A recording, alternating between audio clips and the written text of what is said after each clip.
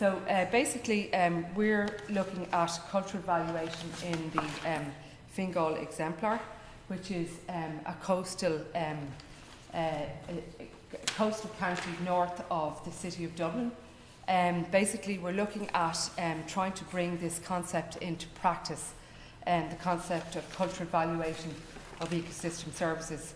And the research questions are that we want to kind of look at the learning outcomes for articulating and representing cultural values in the landscape for decision makers and for stakeholders, because there are two different kind of perspectives maybe on the use of this process.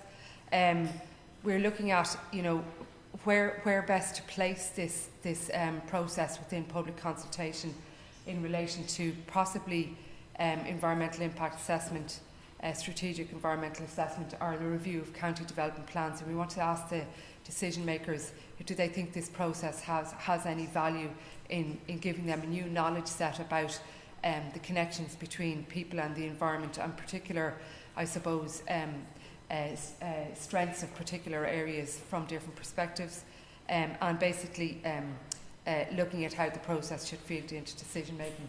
So in reviewing the literature, this is just one chart that I came across, which is bringing people into the ecosystem services framework. Raymond et al. In 2009 have this paper on community values and threats, and they put people on the side in the typology of ecosystem services. And what I've done is I've rejigged that, and I think people and the institutions, the services flow through all of this. So that's the embedding process from my perspective, and in terms of the project itself, is to kind of think about, okay, how does this apply in the real world? So in terms of the exemplar then, we can see that here that Fingal is the orange county. It's got the greatest landmass of Dublin City. It's got a huge population increase in the last, say, 10 years with our economic boom. There's been a 51% increase in household formation.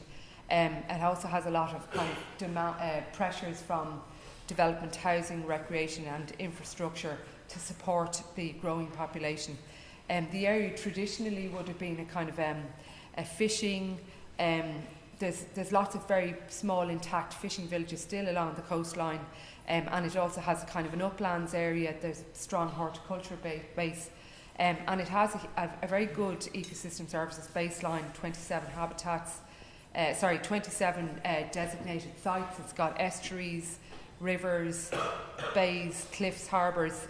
You know, it's a very nice, unique location that actually has remained fairly intact, considering it has had a lot of development. Most of the development to date has been more on the kind of west side, but the population, the towns and villages along the coast have all increased in size as well in the last 10 years. So again, in terms of the research design and operationalisation, we're doing our work through a series of stakeholder research workshops.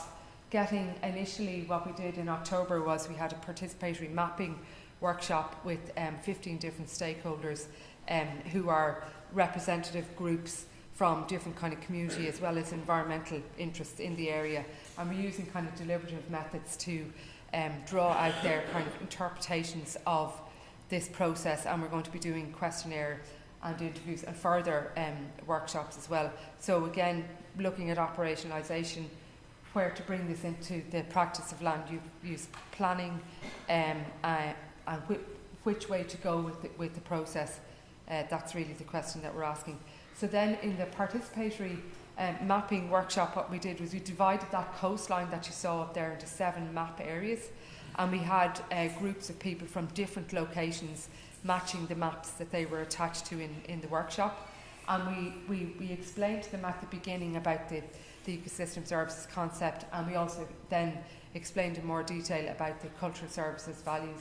And we categorised there were 25 values that we gave the participants to kind of identify in the location, and we asked them to identify where they thought they might experience those values, and then we also had a process of where they would rank those values in order of importance to them. And the ranking, actually, the results of the ranking here are shown here.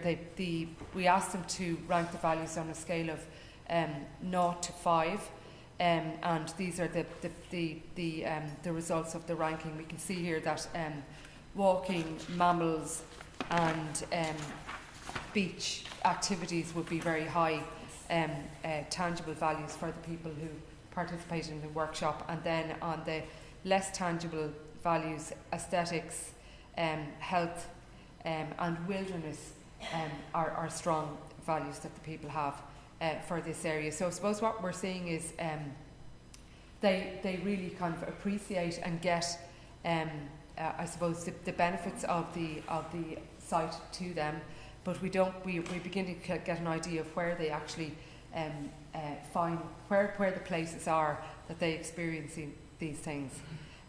So this is an overview of our workshop and what we're going to do next. The next stage of the workshop is really to dig deeper into the ecosystem service functions attached to the values, and to see if the people can connect and express and understand what services are producing the values that they are actually experiencing in the setting. And that's it. Thank you very much.